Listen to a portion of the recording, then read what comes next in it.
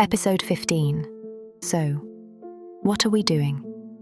There is always a moment when something becomes impossible to continue pretending, not because anyone announces it, because the truth arrives and no one moves away from it quickly enough. That night looked perfect. Of course it did. A beautiful table, the right lighting, the right people, the kind of setting that allows everything to appear controlled, even when it isn't. They arrived together. That was the first difference. Not because they were aligned, because they were aware. Lola walked in first. He was already there, waiting. Calm, composed, exactly as he had been every time before. That was the problem. Nothing about him had changed. Only her understanding of him. They greeted each other easily, too easily.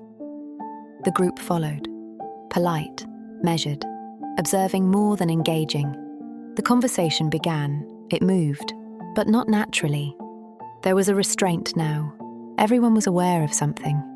No one had said it yet. He spoke well, of course he did.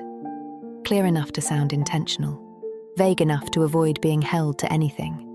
Celine watched him, not impressed, just precise. May watched Lola, carefully. Anaya stayed quiet, not withdrawn, present, but different now. Roxy shifted in her seat, restless. Iris already knew, and then Lola asked, "So," a pause, "what are we doing?" Silence. Not dramatic, just complete. He looked at her, then away, then back again. Too long. That was it. That was the answer before the answer. "We're just seeing where things go," he said. Simple, clean, empty.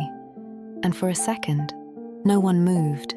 This is where the version before would have ended. But this time, it didn't. Because Roxy spoke. Of course she did. "What does that actually mean?" she said. Too direct, too real. May said her name quietly. A warning. Roxy didn't stop. "No, genuinely," she continued, "because that sounds like nothing." The table shifted. Celine exhaled slightly. Not uncomfortable. Annoyed. Precision broken. He smiled. Deflected. "It means we're not putting pressure on it," he said. Celine stepped in. Control returning. "It means there's no intention," she said. Calm. Sharp. Accurate. Lola didn't look at her.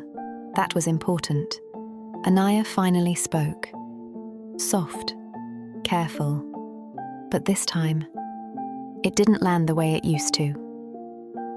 "Maybe he just means he's taking it slowly," she said. She was trying to help. You could hear it, but for the first time, it sounded like avoidance. And she heard it too. That was new.